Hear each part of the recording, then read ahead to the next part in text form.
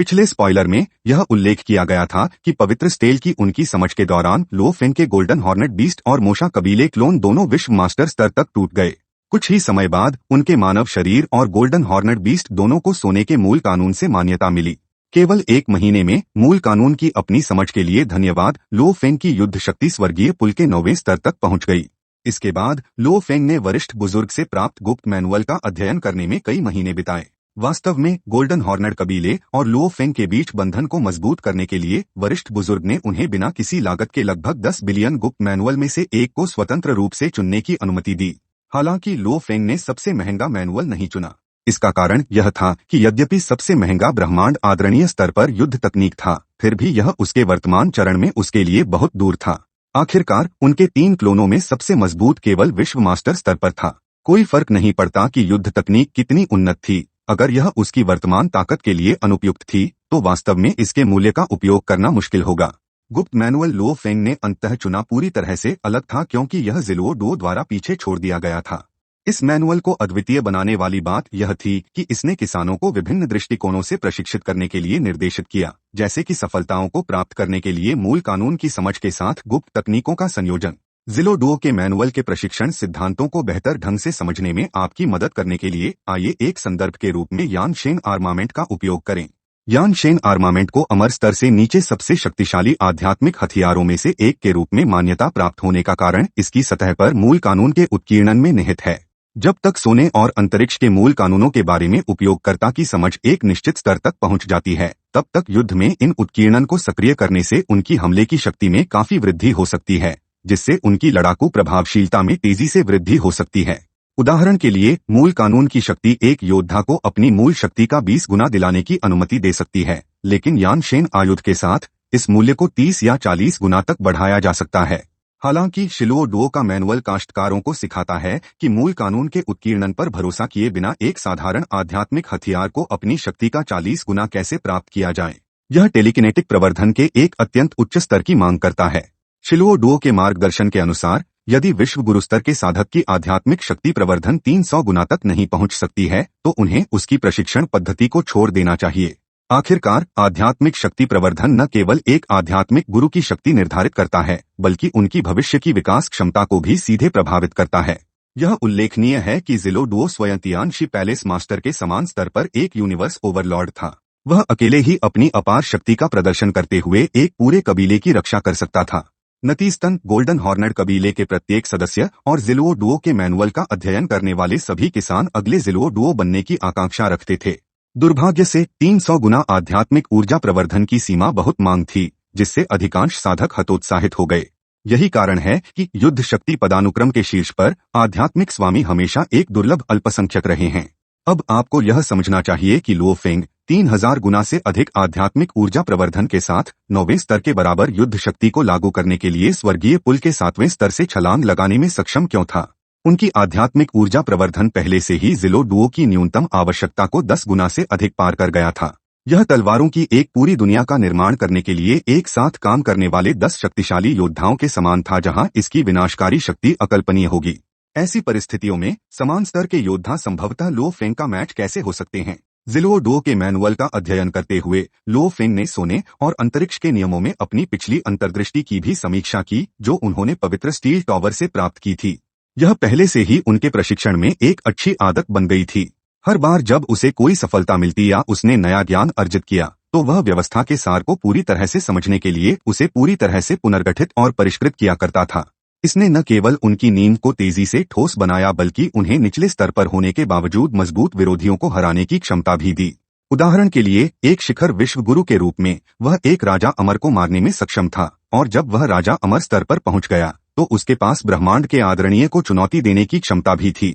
अपनी समीक्षा पूरी करने के बाद जैसे ही लो फेंग विदाई देने और अपना आभार व्यक्त करने के लिए एल्डर डिवाइन पैलेस जाने की तैयारी कर रहे थे, बेई चुआंग के बड़े भाई बेई क्यू ने उन्हें चुनौती दी, अपने भाई की हार को स्वीकार करने से इनकार कर दिया। यह उल्लेखनीय है कि बेई क्यू की ताकत पहले ही स्वर्गीय पुल के 10वें स्तर तक पहुंच गई थी, जो कि प्राइमर्डियल शून्य अंतरिक्ष में डोमेन मास्टर्स के औसत स्तर के बराबर थी। मूल उपन्यास के कथानक के अनुसार लो फेंग बेई क्यू की चुनौती को अस्वीकार कर देगा। कारण सरल था, वह बहुत जल्द प्रकट नहीं करना चाहता था कि उसने पहले ही बेई क्यू को हराने की क्षमता हासिल कर ली थी। यह समझा जाना चाहिए कि लो फेंग ने पहले जो युद्ध शक्ति प्रदर्शित की थी वह पहले ही ज़िगरेस को 9वें स्थान से तीसरे स्थान पर अपनी हत्या की प्राथमिकता को बढ़ाने का कारण बन गई थी।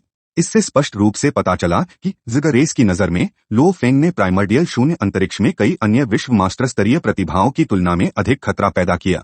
यदि ज़िगरेस ने पाया कि लो फेंग ने केवल एक महीने में 7वें स्तर से स्वर्गीय पुल के 10वें स्तर तक छलांग लगा दी थी, तो वे हर कीमत पर उसे खत्म करने के लिए कई अमर स्तर के जासूसों का बलिदान करने के लिए तैयार हो सकते हैं। जाहिर है, बहुत ज्यादा बाहर खड़े होना हमेशा अच्छी बात नहीं होती है। हालांकि एपिसोड 161 के पूर्वावलोकन के आधार पर ऐसा लगता है कि बेई क्यू के साथ लो फेंग की लड़ाई वास्तव में होगी। ऐसा इसलिए हो सकता है क्योंकि प्रोडक्शन टीम चिंतित है कि यदि लो फेंग प्रशिक्षण की निरंतर स्थिति में रहता है तो दर्शकों के लिए पेसिंग बहुत धीमी लग सकती है। देखने के अनुभव को बढ़ाने के लिए उन्होंने संभवतः मनोरंजन उद्देश्यों के लिए इस लड़ाई को जोड़ा है। हालांकि यह उल्लेखनीय है कि पूर्वावलोकन फुटेज के आधार पर उनकी लड़ाई मार्शल एरिना में नहीं बल्कि बीस्ट गॉड स्टैचू के पास होती है।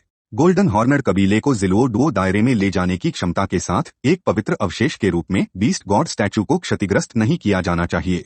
इसलिए विजेता निर्धारित होने से पहले इस लड़ाई को जबरन रोक दिया जाएगा, उपन्यास की कहानी के साथ संरेखित किया जाएगा जिसमें लो फेंग अपनी असली ताकत प्रकट नहीं करता है। तो क्या आप पूरी लड़ाई पेश करने और विजेता का निर्धारण करने के लिए प्रोडक्शन टीम को पसंद करते हैं या आप लो फेंग को अपनी ताकत छिपाते हुए देखना चाहेंगे? टिप्पणियों में अपने विचार साझा करने के लिए स्वतंत्र महसूस करें। बेशक यदि लक्ष्य कथानक के तनाव और उत्तेजना को बढ़ाना है तो लो फेंग के लिए अपनी ताकत प्रकट करना अनुचित नहीं होगा। क्या आपको याद है कि मैंने पहले क्या साझा किया था?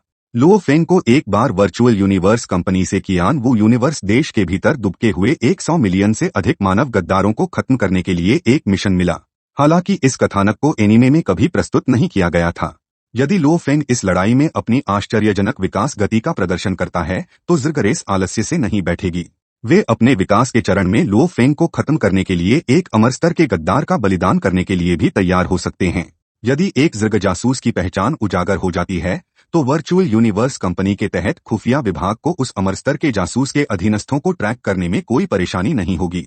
इस तरह लड़ाई मूल रूप से छोड़ी गई कहानी को बदल सकती है और संभावित रूप से कथानक को एक नई दिशा में ले जा सकती है। तो आप कैसे उम्मीद करते हैं कि कहानी सामने आएगी? टिप्पणियों में चर्चा में शामिल हों। क्या आपने कभी सोचा है कि जब गोल्डन हॉर्नर कबीले ने मनुष्यों के साथ अपना मजबूत असंतोष व्यक्त किया, अनगिनत आवाजों के साथ उन्हें शाप दिया, एल्डर केबू अचानक मनुष्यों की रक्षा में बोले और सक्रिय रूप से गोल्डन हॉर्नर कबीले और मानवता के बीच संबंध बनाए रखने की कोशिश की? यह प्रतीत होता है असामान्य व्यवहार वास्तव में एक गहरा अर्थ छुपाता है। ऐसा इसलिए है क्योंकि एल्डर केबू एक अमर स्तर का जासूस है जिसे गुप्त रूप से गोल्डन हॉर्नर कबीले के भीतर ज़िगरेस द्वारा लगाया गया है।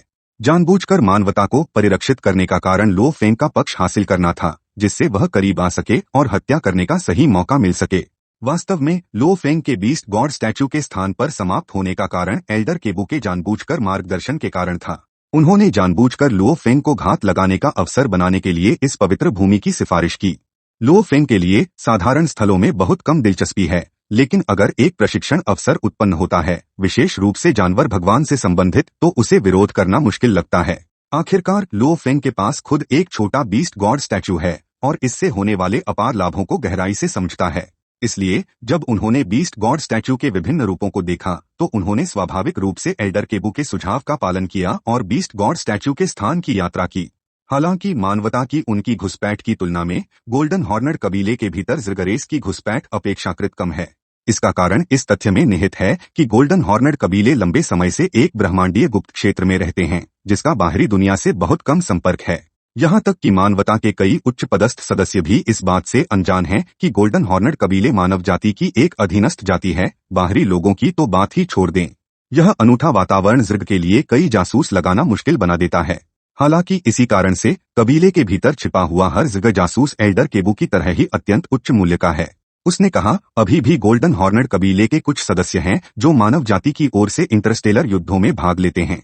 पहले मैंने विश्लेषण किया था कि विभिन्न जातियों के भीतर जासूसों के मौजूद होने का एक मुख्य कारण इन बाहरी युद्धक्षेत्र युद्धों में उनकी भागीदारी के कारण है। कुछ ने मेरे दावे को बकवास के रूप में खारिज कर दिया, यह कहते हुए कि इसका कोई तार्किक अर्थ नहीं है।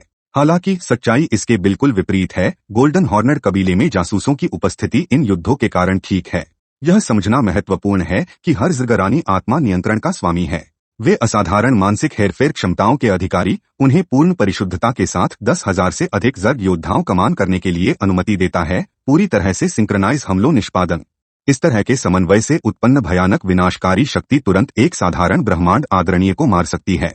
इस तरह के एक परिष्कृत और बड़े पैमाने पर नियंत्रण क्षमता के साथ जर्ग क्वींस आसानी से आत्मादास्ता के माध्यम से हजारों या यहाँ तक कि हजारों के पूरे बेड़े गुलाम कर सकते हैं। हालांकि चूंकि गोल्डन हॉर्नेट कबीले के सदस्य शायद ही कभी युद्धों में भाग लेते हैं, इसलिए ज़र्ग को बड़े पैमाने पर उन्हें घुसपैठ करना मुश्किल लगता है। इस वजह से गोल्डन हॉर्नेट कबीले के भीतर हर अमर स्तर का जासूस ज़र्ग के लिए अविश्वसनीय रूप से कीमती है। जब तक बिल्कुल आवश्यक न हो, ज़र्ग कभी भी इन मूल्यवान संपत्तियों को हल्के ढंग से बलिदान नहीं करेगा। हालांकि लो फेंग की आश्चर्यजनक विकास गति ने पहले ही ज़र्ग की दीर्घकालिक योजनाओं को गंभीर रूप से धमकी दी है। यदि वह बढ़ता रहता है तो वह अनिवार्य रूप से ब्रह्मांड की शक्ति संरचना को नया आकार देगा। वास्तव में जब लो फेंग अंतः प्रमुखता से उभरा तो ब्रह्मांड का संतुलन पहले से ही मानवता की ओर झुक गया था। अंत में मानव जाति की जीत हुई, पूरे ब्रह्मांड में नंबर 1 जाति बन गई। लॉट पर वापस एल्डर केबू ने कभी उम्मीद नहीं की थी कि बीस्ट गॉड स्टैच्यू के स्थान पर पहुंचने पर लो फेंग इसका अध्ययन करने में पूरी तरह से डूब जाएंगे। वह न तो इधर उधर भटकता था और न ही आराम करता था। इसके बजाय वह एक जुनूनी राज्य में प्रवेश करने के लिए लग रहा था। केवल एक चीज जो उसने की वह थी बीस्ट गॉड स्टैच्यू का विश्लेषण करने पर ध्यान केंद्रित करना। बड़ी और छोटी मूर्तियों की बार बार तुलना करने के बाद लो फेंग ने आखिरकार देखा कि उनका अंतर आकार में नहीं बल्कि उनकी सतहों को ढकने वाले तराजू पर पैटर्न में था। इन पैटर्नों द्वारा उत्सर्जित दमनकारी बल 10 मूल कानूनों में से किसी एक से उत्पन्न नहीं हुआ था। इसके बजाय यह कानूनों का एक संलयन था जो व्यक्तिगत तत्वों को पार कर गया था, सोने और अंतरिक्ष कानूनों का संलयन। हालांकि लो फेंग के वर्तमान स्तर को देखते हुए वह वास्तव में इसके रहस्यों को समझने में असमर्थ था। वह केवल इतना कर सकता था कि इन पैटर्नों की संरचना की लगातार नकल और अध्ययन करे। जब उन्होंने बड़ी मूर्ति की नकल करना समाप्त कर दिया तो उन्हें यह जानकर आश्चर्य हुआ कि उनके चित्र स्वाभाविक रूप से प्रतिमा के समान दमनकारी बल को विकीर्ण नहीं करते थे। हालांकि जब उसने छोटी मूर्ति की नकल करने का प्रयास किया तो पैटर्न पूरा करने से पहले ही वह अचानक ब्रह्मांड के नियमों की सजा से मारा गया। गंभीर चोटों का सामना करना पड़ा। ऐसा इसलिए था क्योंकि उसने अनजाने में ब्रह्मांड के परिचालन नियमों को परेशान कर दिया था, जिससे वे सहज रूप से उसे दबा देते थे। इसका मतलब यह भी था कि छोटी मूर्ति बड़ी मूर्ति की तुलना में सोने और अंतरिक्ष कानूनों के संलयन के सार के करीब थी। समस्या को महसूस करते हुए लो फेंग ने तुरंत अपने दृष्टिकोण को समायोजित किया। बड़ी मूर्ति से शुरू हुआ और धीरे धीरे छोटी मूर्ति के कलात्मक सार की ओर बढ़ रहा था, नियमों से दमन प्रभाव को कम कर रहा था। उसके लिए अनजान वह पहले से ही खेती के गुप्त शिलालेख स्कूल के रास्ते पर कदम रखा था। एक रास्ता है कि अंततः उसे नियमों की सीमाओं के माध्यम से तोड़ने के लिए और अब तक अपने वर्तमान स्तर से परे शक्ति दिलाने की अनुमति होगी। यहाँ तक कि शक्तिशाली प्राइमल कैओस सिटी लीडर भी लो फेंग के भविष्य के विकास की पूरी तरह से भविष्यवाणी नहीं कर सके। इस प्रकार लो फेंग ने पूरे 100 वर्षों तक बीस्ट गॉड स्टैच्यू के सामने लगन से अध्ययन किया। इस सदी के दौरान वह लगभग पूरी तरह से मूर्ति के रहस्यों में तल्लीन था। प्रतीत होता है कि समय बीतने को भूल गया। हालांकि उनके गहरे ध्यान ने बेई क्यू को तेजी से परेशान किया। शायद ऐसा इसलिए था क्योंकि लो फेंग ने लगातार अपनी चुनौतियों से इनकार कर दिया था, जिससे उन्हें नजरअंदाज कर दिया गया था कि उनका गुस्सा टूटने के बिंदु पर जमा हो गया। आखिरकार उन्होंने मार्शल एरिना के बाहर एक लड़ाई शुरू करने का फैसला किया। लो फेंग की वर्तमान ताकत को देखते हुए बेई क्यू स्वाभाविक रूप से उनके लिए कोई मुकाबला नहीं था। एक बार जब ज़र्ग जाति को बेई क्यू पर लो फेंग की जीत के बारे में पता चला तो वे निस्संदेह एक मौत का आदेश जारी करेंगे, जिसमें एल्डर केबू को हर कीमत पर लो फेंग की हत्या करने का निर्देश दिया जाएगा, यहाँ तक कि अपने जीवन की कीमत पर भी। पहले उल्लेखित मानव गद्दार सबप्लॉट के आधार पर यह अत्यधिक संभावना थी कि एल्डर केबू एक सफल हत्या की संभावना बढ़ाने के लिए एक और मार्क्विस अमर के साथ सहयोग करेंगे। हालांकि चाहे वह एल्डर केबू हो या मार्क्विस अमर, लो फेंग की सफलतापूर्वक हत्या करना लगभग असंभव था। कारण यह था कि लो फेंग को लगातार 2 शक्तिशाली आंकड़े एल्डर सी फैन क्यूई और डायलन द्वारा संरक्षित किया गया था। एल्डर सी फैन क्यूई विशेष रूप से न केवल एक राजा अमर थे बल्कि टेलीपोर्टेशन के मास्टर भी थे। जब तक वह थोड़ी मात्रा में दिव्य शक्ति को जलाने के लिए तैयार था तब तक वह तुरंत एक मार्क्विस अमर को भी मिटा सकता था। इसलिए यह सावधानी पूर्वक नियोजित हत्या का प्रयास विफल होने के लिए बर्बाद हो गया था। एक बार गद्दार के रूप में एल्डर केबू की पहचान उजागर हो जाने के बाद वर्चुअल यूनिवर्स कंपनी के तहत खुफिया संगठन निस्संदेह तत्काल जांच शुरू करेगा। उनकी क्षमताओं को देखते हुए एल्डर केबू की कमान के तहत सभी जासूसों को उजागर करना मुश्किल नहीं होगा। नतीजतन लो फेंग और वर्ल्ड मास्टर्स के बीच लड़ाई के दृश्य अभी भी दर्शकों के लिए पूरी तरह से प्रस्तुत किए जा सकते हैं। यह उल्लेखनीय है कि देशद्रोहियों को खत्म करने के इस मिशन के हिस्से के रूप में वर्चुअल यूनिवर्स कंपनी को अंक अर्जित करने के लिए 4 निनस्तरीय विश्व मास्टर्स को व्यक्तिगत रूप से मारने के लिए लुओ फेंग की आवश्यकता थी। लुओ फेंग की वर्तमान ताकत के साथ साधारण निनस्तरीय विश्व मास्टर्स से निपटना आसान था।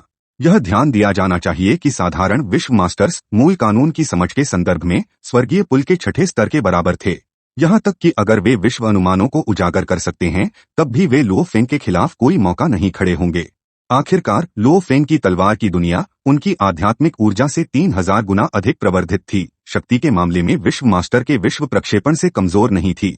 इसके अलावा लुओ फेंग एक असाधारण मजबूत करीबी मुकाबला योद्धा था। अपनी असाधारण युद्ध जागरूकता के साथ वह एक साथ अपने आध्यात्मिक हथियारों में हेरफेर कर सकता था, जबकि निकट युद्ध में ब्लड शैडो बैटल ब्लेड का संचालन करते हुए आसानी से अपराध और रक्षा दोनों को प्राप्त कर सकता था। इससे भी महत्वपूर्ण बात यह है कि एक बार लुओ फेंग ने बीस्ट गॉड की कलात्मक अवधारणा को अपनी ब्लेड तकनीकों में एकीकृत कर दिया तो उसकी हमले की शक्ति और भी भयानक हो जाएगी।